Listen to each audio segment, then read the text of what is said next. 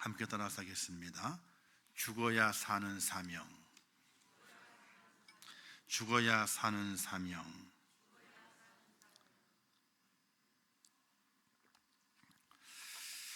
오늘은 2023년도 드려지는 마지막 헌신 예배입니다.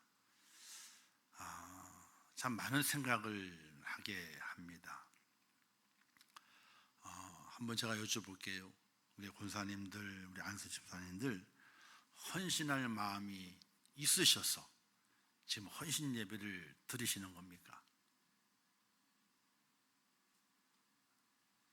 우리 깊이 있게 생각을 하고 살아가셔야 돼요. 제가 이 말씀을 준비하면서 또 하나의 말씀이 떠올라서 한번 읽어드리려고 그러게 됩니다. 잘 들으세요. 그냥요. 어떤 사람이 큰 잔치를 베풀고 많은 사람을 청하였더니 잔치할 시각에 그 청하였던 사람들에게 종을 보내어 이르되 오소서, 모든 것이 준비되었나이다 하매 다 일치하게 사양하여 한 사람은 이르되 나는 밭을 샀음에 아무래도 나가 보아야 하겠으니 청컨대 나를 양해하도록 하라 하고, 또 한 사람은 이르되 나는 소 5겨리를 샀음에 시험하러 가니 청컨대 나를 양해하도록 하라 하고, 또 한 사람은 이르되 나는 장가 들었으니 그러므로 가지 못하겠노라 하는지라. 종이 돌아와 주인에게 그대로 고하니 이에 집주인이 노하여 그 종에게 이르되 빨리 시내의 거리와 골목으로 나가서 가난한 자들과 몸 불편한 자들과 맹인들과 저는 자들을 데려오라 하니라. 종이 이르되 주인이여 명하신 대로 하였으되 아직도 자리가 있나이다. 주인이 종에게 이르되 길과 산을 타리가로 가서 사람을 강권하여 데려다가 내 집을 채우라. 내가 너에게 말하노니 전에 청하였던 그 사람들은 하나도 내 잔치를 맛보지 못하리라 하였다 하시니라. 우리는 이 말씀을 수도 없이 아마 많이 들으셨을 겁니다. 주인이 청했는데 청함 받은 이들이 이 핑계 저 핑계 대고 주인의 잔치에 참여하지 않습니다. 그것까지는 괜찮아요. 그럴 수 있으니까. 그런데 우리는 그럴 수 있다는 생각을 가지며 살아갑니다. 또 그렇게 되겠지. 근데 맨 마지막 말씀은요, 기억하지 않아요. 어떤 말씀이냐? 내가 너에게 말하노니 전에 청하였던 그 사람은 하나도 내 잔치를 맛보지 못하리라. 늘 우리는요, 중간의 이야기에 많은 귀를 기울이게 되죠. 시작과 끝은 생각하지 않습니다. 중간의 이야기를 많이 귀를 기울입니다. 그런데 우리가 살아가는 동안에 어떤 글을 읽든지 어떤 기사를 읽든지 가장 중요한 것은요, 처음 헤드라인과 그리고 맨 마지막 말이 있습니다. 성경도 마찬가지입니다. 성경도 하나님께서 우리를 부르셨지만은 또 여러 가지 인생 이야기 속에서 하나님이 역사하시지만은 하나님께서는 무엇을 목적하고 있느냐는 거예요. 무엇을 목적하고 있느냐.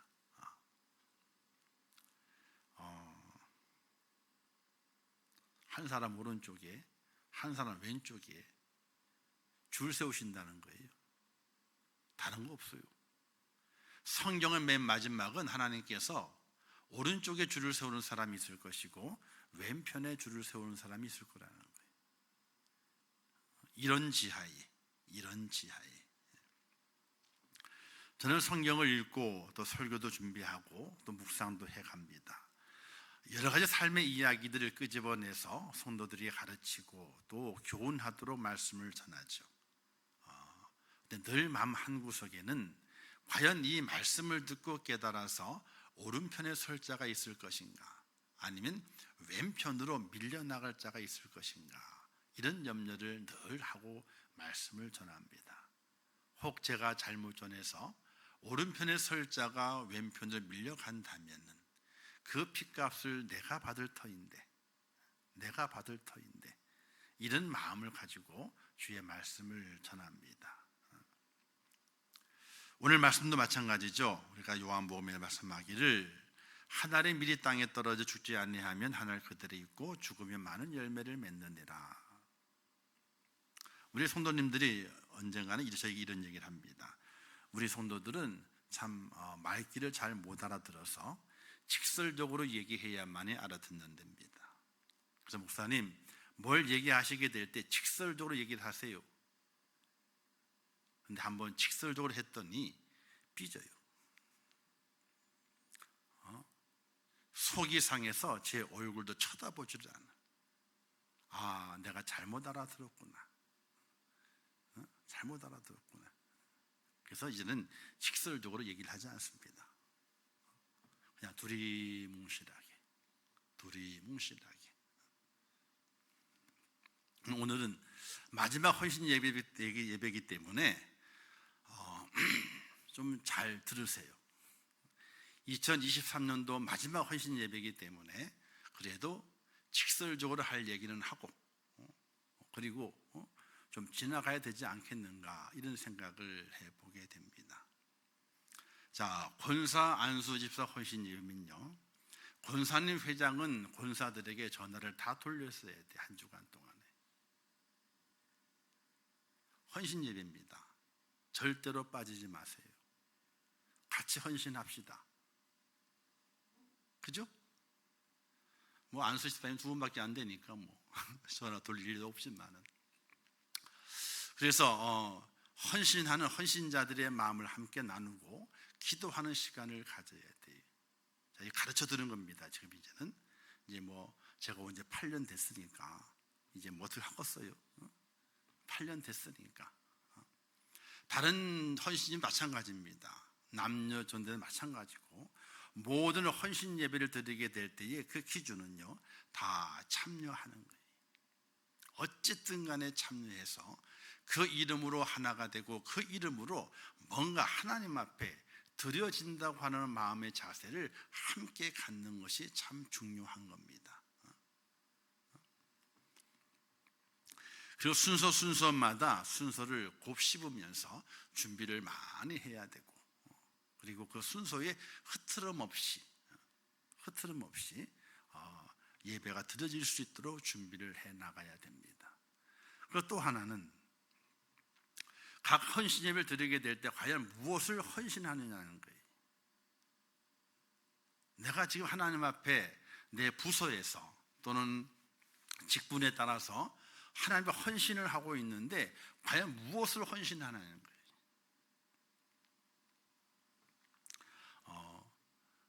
저희는 헌신 예배를 드리게 되면은 집사람이 헌금은 집사람이 다 쓰니까 왜? 저 양반이 저보다 통이 더 커요. 하나님 앞에 통이 더 커가지고 제가 얘기하게 되면 숫자에 마음이 안 드나 봐. 마음이 안 드나 봐. 그래서 그 모든 걸 다 맡겨요. 이제 헌신 예배가 되게 되면 아침에 일찍이 헌신 예배 감사헌금 봉투를 2개를 준비해서 제 거 하나, 자기 거 하나 이렇게 챙깁니다. 제가 헌신하는 건 아니지만은 목회자가 헌신 예배를 설교를 하게 될 때에 헌신의 마음을 먼저 가져야 되기 때문에 말씀도 준비하지만은 또 몸으로도 준비를 하지만은 그래도 정성을 담겨야 된다, 이런 마음을 가져요. 어떤 분이 그렇습니다. 목사님은 돈이 많은가 봐. 그래. 돈이요? 안 많아요. 돈이 뭐가 많겠습니까? 저는 시장 가게 되면요, 1+1이 아니면 안 삽니다. 매대에 세워져 있는 거에 안 삽니다. 카트에 담겨져 있는 것을 뒤적뒤적 그릴 때가 많아요, 우리 집사람이. 그렇게 해서 생활비를 40%짜리 50%짜리 사와가지고, 그건 시간 얼마 안 남았지만은 그날 먹으면 아무 상관이 없는 거거든요. 어떤 데는 그렇습니다. 제가 야, 그거 사지 마라. 그거 사지 마라. 그렇게 해서 조금 아끼게 되면은 이 아낀 것이 하나님 앞에 헌신하게 될 때 쓰여지는 귀한 내 마음의 예물이 되겠구나 하는 마음을 가집니다. 요즘은 성미를 저희 보고 사라 그러잖아요, 그죠? 그러면 한참 맨날 며칠을 고민합니다. 왠 줄 아세요? 3,000원, 4,000원 차이가 나는 거야. 요즘은 이제 20kg짜리를 사지는 않습니다. 왜? 남기도 하지만은 일반 밥을 했을 때는 밥이 그렇게 훌훌 날아가요. 그냥요. 잘 안 되는지. 그래서 10kg짜리 일반 쌀과 8kg짜리 찹쌀을 삽니다. 섞으면 좀 낫습니다. 근데 그것 하나 사게 될 때에도 주저주저 하다가 야, 다른 데 가서 사자. 다른 데 가서 사자. 왜? 조금 비싼 것처럼 보여. 그래서 딴 데 가요. 아, 여기가 좀 싸구나. 그러면 야, 그거 사자. 야. 그래서 파티에 담습니다. 제가 생각을 해보게 돼요. 야, 2,000원밖에 차이 안 나.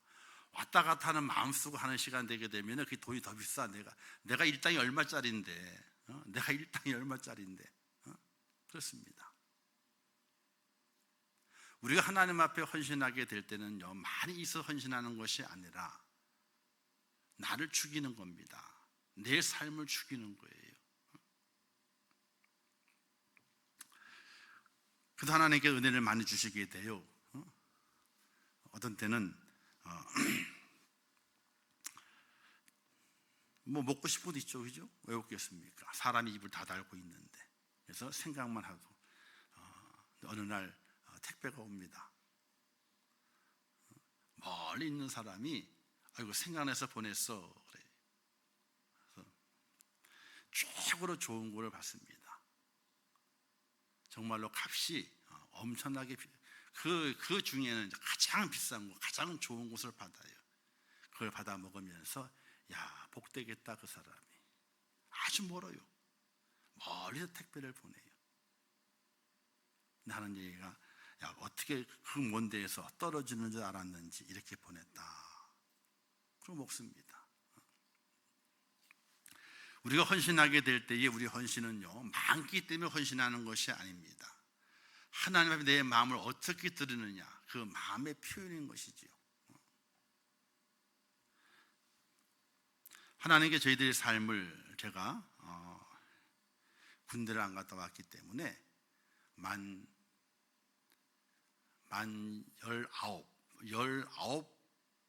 2개월 때부터 만 2개월 때부터 교육자 생활을 했습니다.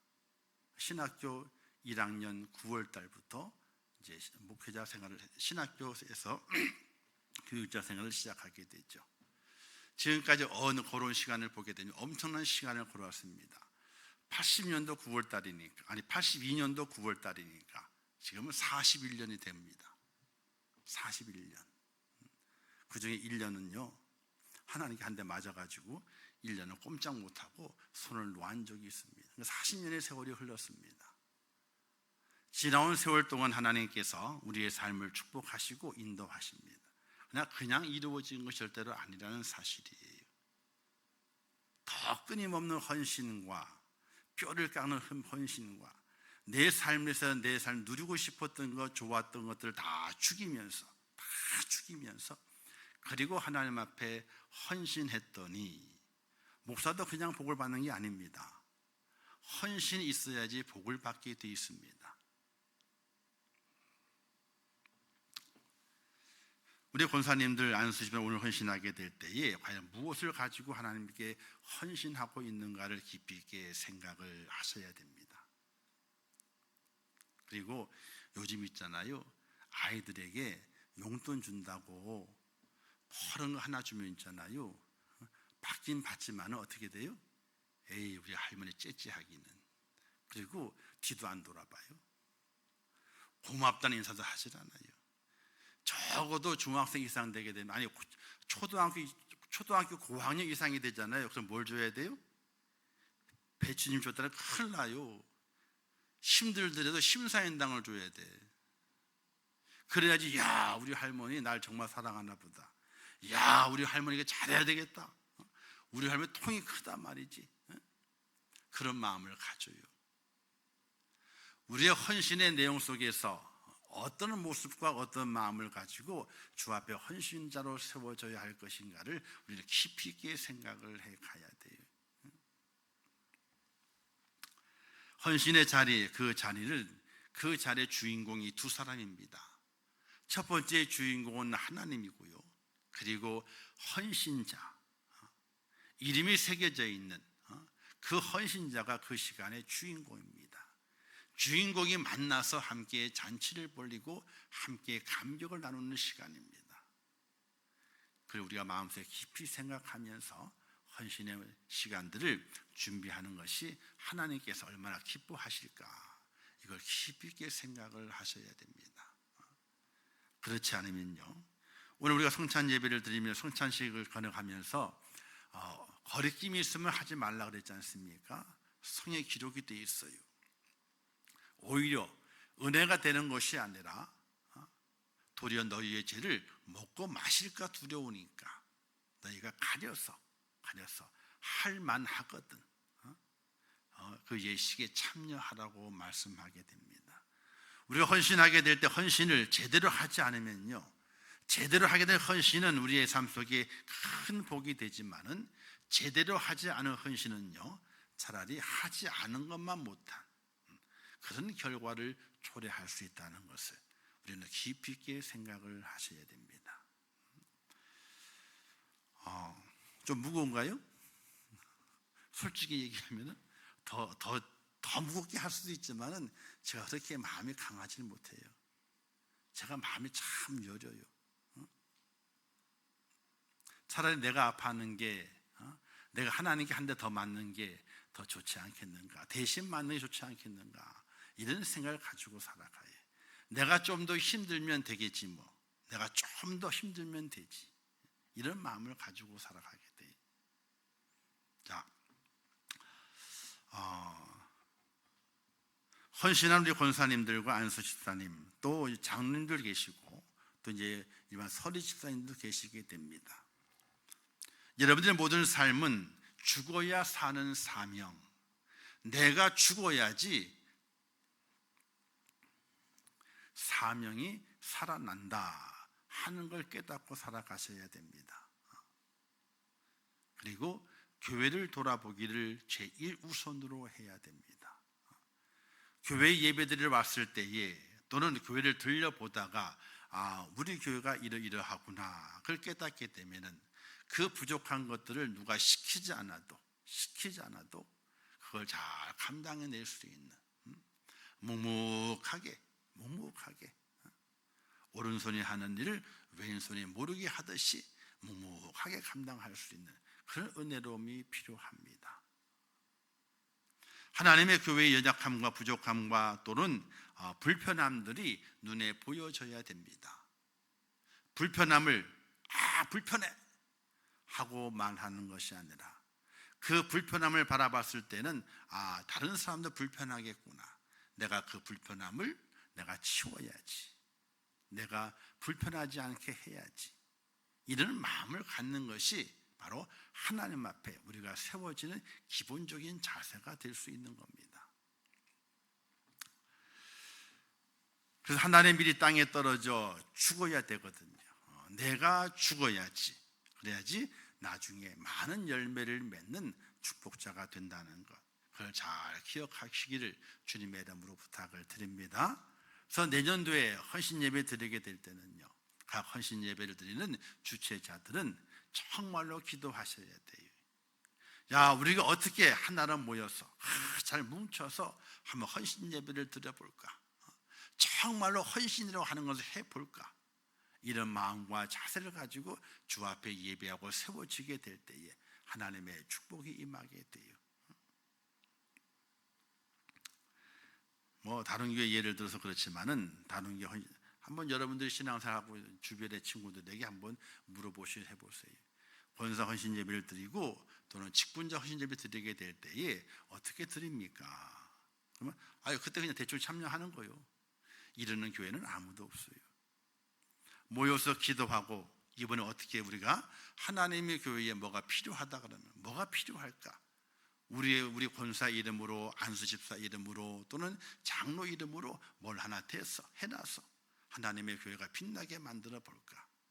여기에 기도하고 마음을 모으고 뜻을 모으는 이들이 대부분이지, 그냥 드리는 거요. 그냥 때돼서 하는 거니까 드리는 거요. 이렇게 하는 분들은 아무도 없어요. 근데 그런 생각하게 되면서 내가 잘 못 가르쳤구나. 오래된 교회니까 잘 배워왔겠지. 또 얘기하게 되면 잔소리가 되니까 잔소리는 하지 말아야지. 이런 마음을 가지고 지금까지 왔지만은, 그러나 2023년도를 보내면서 마지막 헌신 예배를 가지고는 좀 뭔가 말씀을 드리는 것이 옳겠다, 이런 생각이 들어가게 돼요. 자, 이제 신년이 되고 구정이 되게 되면요, 식구들이 용돈을 많이 주죠, 그죠? 용돈을 많이 줘요. 손자 손녀들에게 많이 줍니다. 과연 그 주는 기쁨과 하나님께 드리는 기쁨 중에서 나는 어떤 기쁨이 더 큰가를 생각해 볼 수 있어야 돼요. 누구라면은 교회의 항존직이라면, 장로가 되고 권사가 되고 안수집사가 되었을 때는 하나님의 교회 앞에 또 살아가는 동안에 내가 베풀게 될 때에 어디에서 내가 더 큰 기쁨을 얻고 감격을 누리고 살아가고 있는가 돌아볼 수 있어야 돼요. 간혹 어떤 교회에 목회자 세미나 갔을 때에 이런 간증을 하게 됩니다. 아이고, 우리 교회 이번에 대박 났어. 그래. 왜요? 어느 장로님이 소천하시게 됐는데 남은 권사님이 소천하시면서 장로님의 부조를 다 모아가지고 애들을 안 줬대. 하나도 안 주고 몽땅 모아가지고 그 부조를 당회에 드리면서 교회에 우리 장로님 이름으로 뭔가 하나 기념될 만한 것, 소문은 내지 마시고 하나님이 아시니까, 이름도 쓸 일도 아니고 하나님이 아시니까 뭔가 해놓으면 좋겠습니다 라고 몇 천만 원을 쾌척을 했대는 거예요. 이름 남기지 말래. 단지 하나님이 아시니까 그다음 뭔가 교회에 보탬이 되는 걸 해놓고 싶다고 해서 부조금을 다 걷어가지고 애들 안 주고 니들 그렇게 알아라 딱 걷어가지고 하나님의 교회에 딱 드렸다는 이야기를 해요. 멋있지 않아요? 인간적으로도 얼마나 멋있어요? 인간적으로도 그런 일들이 한국교회 안에 많이 있어요. 그런 말미암아 교회가 살고 교회가 감동을 느끼고 그 사실을 은연중에 아는 이들이 야 정말 멋있게 인생의 삶에 멋있게 확 불살르고 하나님께로 갔단 말이지. 이런 감격적인 이야기들이 참으로 많이 있게 됩니다. 헌신은 어떤 것인가? 하나님께 감동을 줘야 되는 거예요. 헌신은 어떤 것인가? 하나님 대신으로 하나님의 말씀을 전하는 목회자에게 감동을 줘야 되는 거예요. 감동. 저에게 뭘 준다고 감동하지는 않아요. 감사할 뿐이지. 왜냐하면 저는 그것이 하나님께 또 빚을 짓는 거예요. 성도에게 성령을 받으면요 감사하죠. 근데 하나님께 또 빚을 졌기 때문에 어떻게 그 빚을 갚을까? 어떻게 빚을 갚을까? 그런 생각을 먼저 하게 돼요. 그러나 하나님께 감동을 주고 목회자에게 감동을 주는 그런 헌신이 있다면 하나님의 교회가 얼마나 든든히 세워져 가게 될 것인가, 이걸 우리가 깊이 있게 생각하면서 헌신의 자리에서 좋은 헌신의 모습으로 또 감격적인 헌신의 모습으로 하나님께서 우리의 헌신을 통해서 기뻐하시는 그 모습을 하나님에 가지신다면 얼마나 큰 축복으로 보답하실까, 이런 마음을 가지고 우리가 헌신한다면 그 헌신이 정말 값진 헌신이 되고 복된 헌신 되는 사실 믿으시기를 주님의 이름으로 축원합니다. 수 없는 직업 중에요 스턴트맨이라고 하는 직업이 있습니다. 연극이나 영화를 보게 될 때는요 위험한 장면이 있습니다. 그 위험한 장면을 대신해 주는 사람이 스턴트맨입니다. 그들은 배우들의 대역을 자처하면서 차에 치여 죽거나 칼에 찔려 죽거나 벼랑이나 바다 이런 데에서 떨어져서 죽는 그 위험한 역할을 대신해 내게 되죠. 그 장면이 잘 나와야 돼요. 떨어지는데 제대로 잘 떨어져야 돼요. 차에 치이는데 제대로 팍 부딪혀가지고 정말 차에 치이는 것처럼, 그래서 죽는 게 묘사가 돼야 돼요. 그게 안 되면 어떻게 해요? NG요. 다시 해야 돼. 그래서 제대로 죽어야지 사는 인생이 바로 스턴트맨이 제대로 죽어야 돼. 그래야 다시 찍질 않아. 한 번 오케이.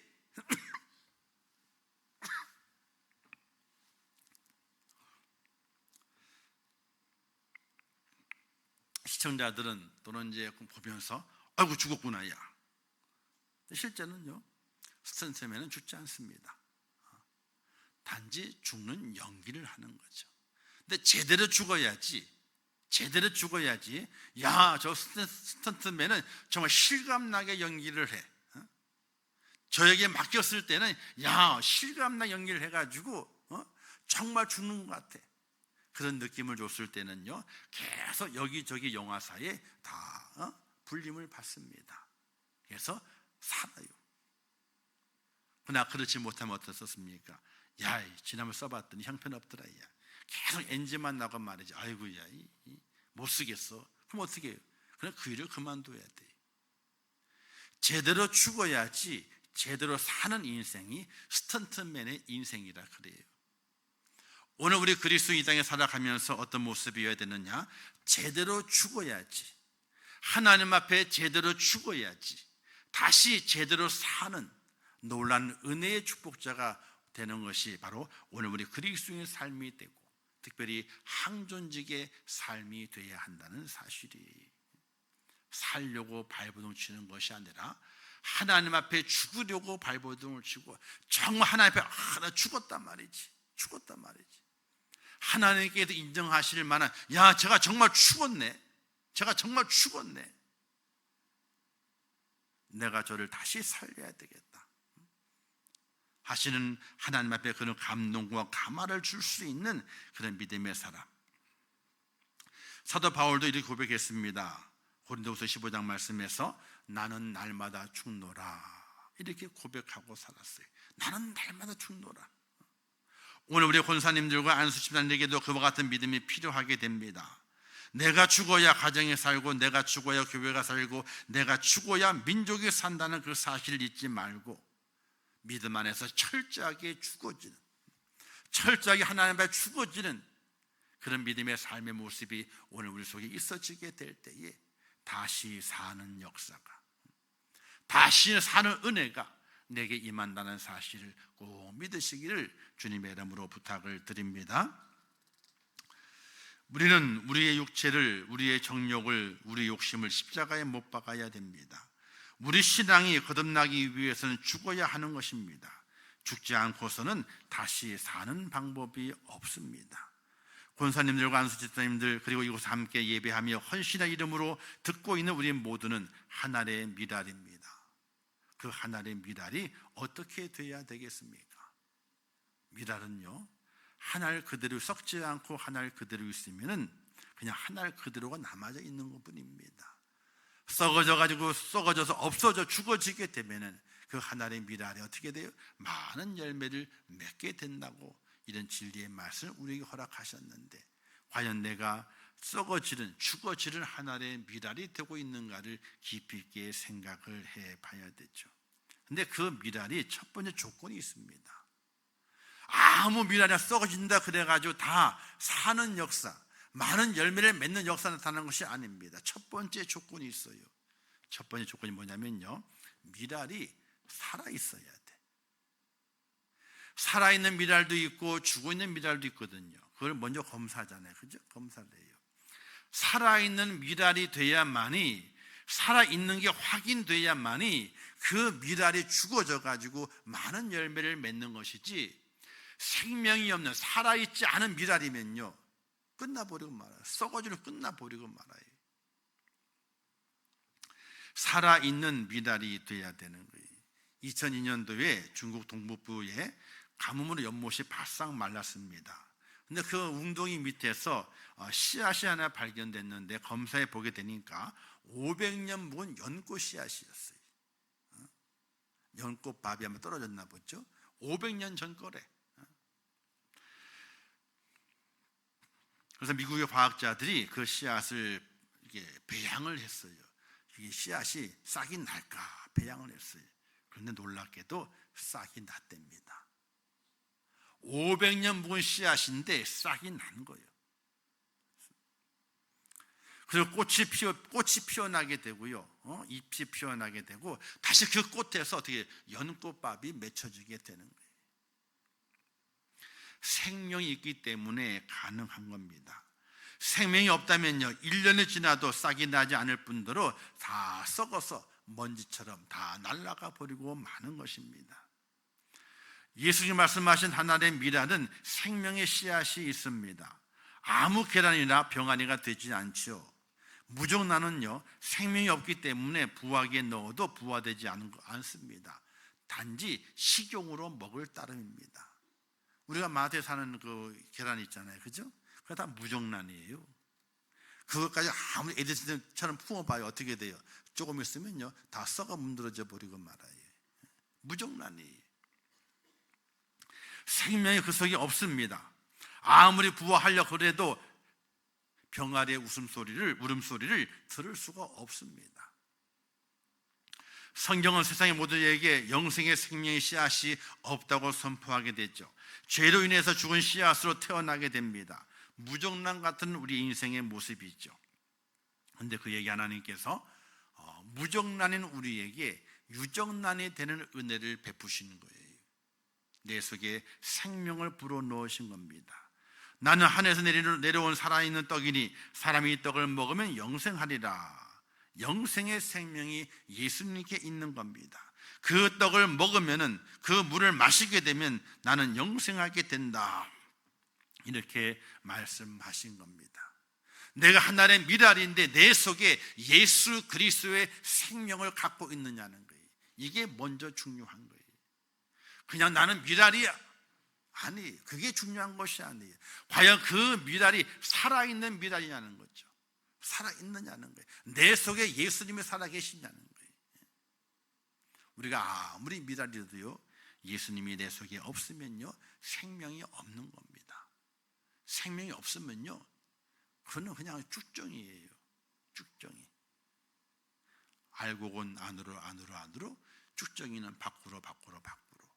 이렇게 나중에 바람이 불게 될 때에 휙 날아가 버리는 쭉정이에 불과한 거예요. 과연 내 속에 생명이 있는가를 생각을 깊이 하셔야 됩니다. 인본주의 기독교는요, 윤리도 있고 휴머니티도 있는데 생명은 없습니다. 영생을 도외시하는 기독교는요, 종교 기독교는 되어도 영생을 주는 예수 생명의 기독교는 될 수가 없습니다. 쭉정이면 안 되는 거예요. 알곡이 돼야 되는 거예요. 내 속에 예수의 생명이 있어서 내가 알곡이 돼야 되는 거예요. 우리는 생명 있는 미랄이 돼야 됩니다. 그 미랄은요, 거듭난 사람에게만 영생하는 생명이 있는 겁니다. 그 생명이 새 속에 물들어 썩으면 안 됩니다. 썩은 것은 생명을 띄울 수가 없습니다. 예수의 생명을 내 가슴에 품어야 됩니다. 그래야 싹을 틔우는 하나의 미랄이 될 수 있는 겁니다. 살아있는 믿음이어야 합니다. 우리 권사님들, 우리 안수 집사님들, 그리고 오늘 함께 예배하는 믿음의 성도 여러분들 속에 여러분 하나의 미랄입니다. 그냥 미랄이 돼서는 안 됩니다. 예수의 생명이 있어야 됩니다. 주님만 생각하게 되면요, 감격이 막 그냥 가슴이 뛰어요. 드라마 언제 해? 드라마에 가슴이 뛰지 마시고요. 드라마에서 슬픈 장면에 우리가 눈물을 펑펑 흘려요. 근데 예수님 죽었다는 얘기를 들으면서 눈물을 한 방울도 흘리질 않아. 드라마에서는 나를 위해 죽은 게 아닌데 불구하고 눈물을 펑펑 흘려요. 그리고 이 방송에 전화한대. 주인공 죽이면 안 된다고, 댓글에다 막 올린대요. 그래서 어쩔 수 없이 주인공을 안 죽여. 어떤 때는요, 곧 죽어야 되는 조연이 있어요. 주연이 아니고 조연이에요. 근데 연기를 너무 잘하는 거야. 한 2회 지난 다음에 죽어야 되는데 워낙 시청자들이 댓글로 막 그냥 집어넣는 거예요. 그 사람 죽이면 안 된다고, 죽이면 안 된다고. 그래서 죽으려다 어떻게 돼요? 급격하게 기적이 일어나고 살아나 가지고 맨 마지막 해까지 가는 사람도 있대요. 오늘 우리의 삶 속에서 우리는 하나님 앞에 정말 믿음이 있는, 살아있는 믿음을 가진 그런 권사님이 되셔야 되고, 안수 집사님이 되셔야 되고, 성도가 되어야 됩니다. 그것 아니면요, 아무것도 아닙니다. 그리고 두 번째는요, 희생하는 미랄이 되어야 됩니다. 아무리 생명이 든든한 미랄일지라도 그냥 있으면 하나로 끝나게 됩니다. 알이 알차고 맛있고 멋있다고 할지라도 제 몸뚱이 뽐내다가 간다면 그것 하나로 썩어버리고 맙니다. 싹을 틔울 수도 많은 열매를 맺을 수도 없습니다. 땅에 떨어져 썩어지는 그 희생을 통해 열매를 맺을 수 있기 때문에 그렇습니다. 나 하나 그대로 뽐내고 있으면요, 아무것도 되지 않는다는 거예요. 내가 썩어져야 되는 거예요. 한 절반은 주무셔. 오늘 정신을 맛있게 드셨나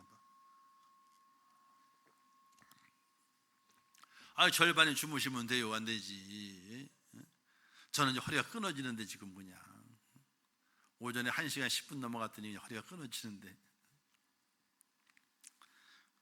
그런데 웃으면서 설교하고 있는데 그냥 어떻게 하면 재미있게 할까, 어떻게 은혜를 끼치려 하고 있는데 눈을 감고 명상하시면 돼요? 안 되지? 기독교는 희생의 종교예요. 가장 많은 핍박을 받았고 많은 순교자를 냈습니다. 예수님 자신이 세상을 위해 희생하고 순교자가 되셨지요. 이슬람은요, 남을 죽여서 순교자가 된다고 합니다. 남을 죽여서 순교자가 되는 거예요. 예수님은 자신을 희생해서 남을 살리셨어요. 기독교는 나를 죽이고 나를 희생하고 다른 사람을 살리게 될 때, 그때 그를 순교자라고 부르게 됩니다. 성령에서 빗나간 인본주의 교회들은 남을 공격하게 돼요. 남을 공격하는 거예요. 우리 교회는요, 남을 공격하는 것이 아니에요. 내가 희생해서 남을 살리는 것, 이게 바로 교회고, 이게 바로 성도고 하나님의 사람이 되는 것입니다. 진정한 기독교는 희생을 전제로 합니다. 나는 희생하지 않고 당신이 다 해. 이건 기독교가 아니에요. 선교는 그 자체가 희생이요, 하나님의 미달이 되겠다는 각오로 선교가 이루어지게 됐죠. 그런 사람들로 예루살렘에 시작된 한 사람의 복음이 세계화되었고 온 세계에 복음이 전거돼서 많은 이들이 새 생명을 얻게 되는 놀라운 축복을 받게 됐던 것입니다. 우리에게 복음을 주신 예수님께서 십자가에서 인류를 위해, 나 하나를 위해 아낌없이 하나의 미랄로 죽으시더니 제자들도 이름 없이 빛도 없이 땅에 떨어져 희생했습니다. 불에 타서 죽고 톱에 켜 죽고 짐승의 먹이로 내어 죽고 고문당하다가 죽었습니다. 기독교는 이처럼 희생하는 밀랄로 시작해서 지금도 많은 곳에서 자기를 희생하면서 주의 복음을 증거하는 무명의 그리스도인들이 얼마나 많이 있는지 모릅니다. 오늘 우리는 언어가 같은 곳에서 또 한 문화권 안에서 예수 그리스도를 믿고 믿음으로 걸어갑니다. 오늘 우리에게는 더욱더 큰 희생이 필요합니다. 나를 죽여야 교회가 살아요. 나를 죽여야 많은 영혼이 건짐을 받습니다. 근데 희생은 아무나 하는 것이 아니죠. 희생을 아무나 한다면요, 아무나 썩어지는 미랄이 될 수 있을 겁니다. 희생은 아무나 하는 것이 아니라 정말로 하나님의 은혜로 내가 구원받았다는 감격이 나를 지배하는 자가 희생을 할 수 있다는 사실이에요. 예수님의 희생이 있어 인류에게 구원의 길을 열지 않습니까? 성육신 자체가 희생입니다. 힘이 없어 십자가에 처형 당하신 것이 아니죠. 남을 살리기 위해서 자신을 희생한 것입니다. 진정한 믿음은 자기를 희생하는 것입니다. 기독교 안에 많은 직분자들이 있는데 직분의 내용은 있습니다. 과연 얼마나 많이 희생하고 있는가 돌이켜보게 되면 희생은 그리 많지를 않아요. 이런 말이 있었습니다. 옛날에 교회는 교회는 성도들의 피를 먹고 산다, 피를 먹고 성장한다, 이렇게 말했습니다. 흡혈이라는 얘기는 아니에요. 피를 흘리는 희생이 있어야 교회가 성장하고, 희생이 있어야 교회가 복음을 전하고, 희생이 있어야 하나님의 교회가 하나님 영광을 쓰임받는 교회로 세워진다고 하는 것을 말씀하게 되는 겁니다.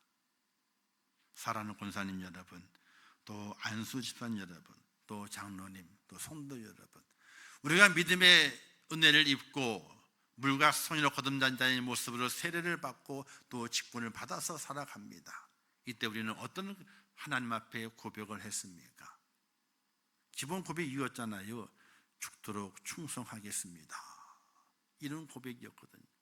이런 고백을 안 하고, 이런 선서를 안 하고 직분자가 되신 분이 계신가요? 아마 아무도 없을 거예요. 모든 교회의 선서의 내용에는 여러 가지가 있습니다. 쭉 있습니다. 가장 중요한 것은 죽도록 충성하겠다는 서약이 꼭 들어가 있어요. 많은 내용도 있지만 가장 중요한 내용, 내가 죽도록 충성하겠습니다. 근데 과연 죽도록 충성하는 직분자들이 오늘 한국 교회를 세워가고 있느냐는 거예요. 우리가 깊이 내 자신을 생각을 해봐야 돼요. 정말 내가 하나님 앞에 권사가 되면서, 안수 집사가 되면서, 또는 장로가 되면서, 또는 서리 집사가 되면 하나님 앞에 죽도록 충성하겠다라고 고백하고 그 고백을 지금까지 지켜오고 있느냐는 거예요. 스스로 나는 그렇지 못하다 생각이 드시면요, 회개해야 돼요. 안 그러면 껍데기는 미랄이지만은 첫 번째 조건도 갖추지 못한, 그 속에 생명이 없는 쭉정이에 불과한 껍데기만 미랄인 그런 모습에 내가 아닌가를 생각해 봐야 되는 거예요. 껍데기는 보기가 좋아요. 속은 벼있지. 얼마나 그런 게 많은지 몰라요. 그게 많아요.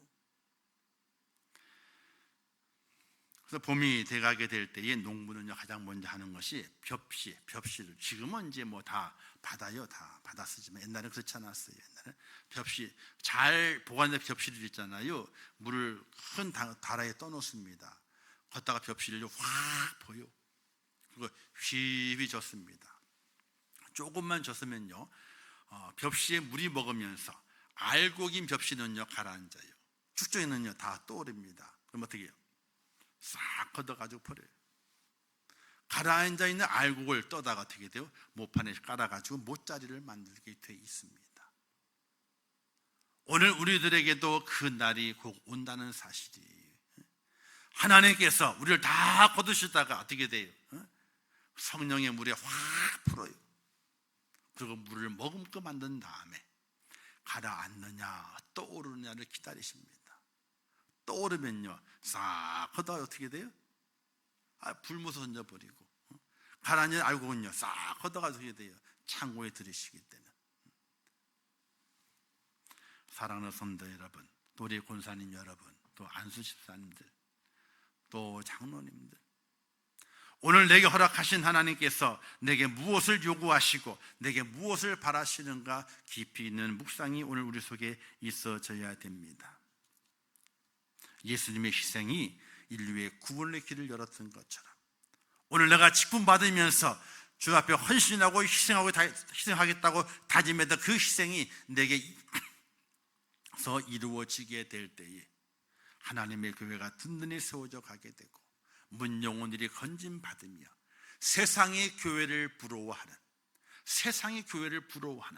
그런 놀라운 은혜가 나타날 수 있지만은, 그러나 그 반대가 되게 되면요 세상이 교회를 걱정하는 이상한 일이 벌어질 수 있다는 사실이, 지금도 그런 교회가 많아요. 세상의 주변의 이웃들이 교회를 걱정을 해. 야, 교회가 저러면 안 되는데 교회를 걱정을 해요. 하나님의 교회는 일급수가 돼야 되는데 지금 많이 오염이 됐죠. 오염된 고기는요 아무리 커도 먹지 않습니다.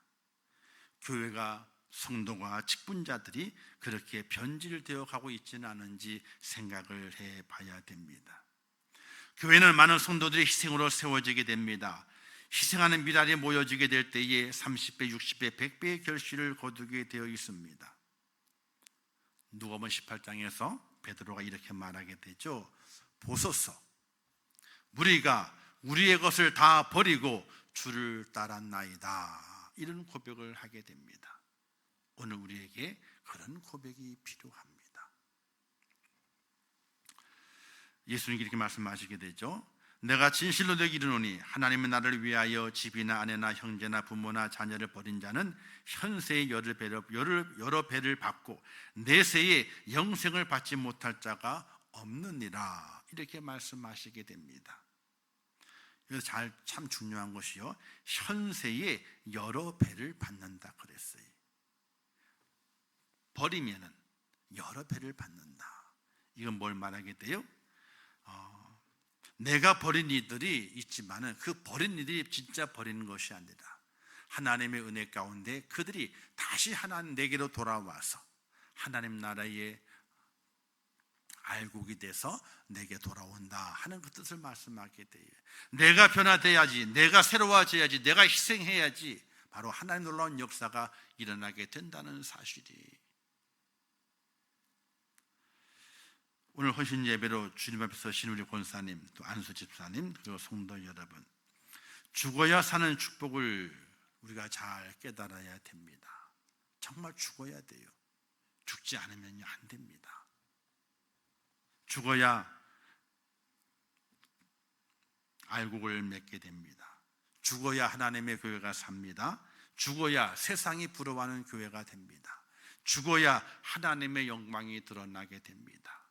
이 세상의 진리와 같지 않은, 반대와 같지만은 하나님의 진리는 거기입니다.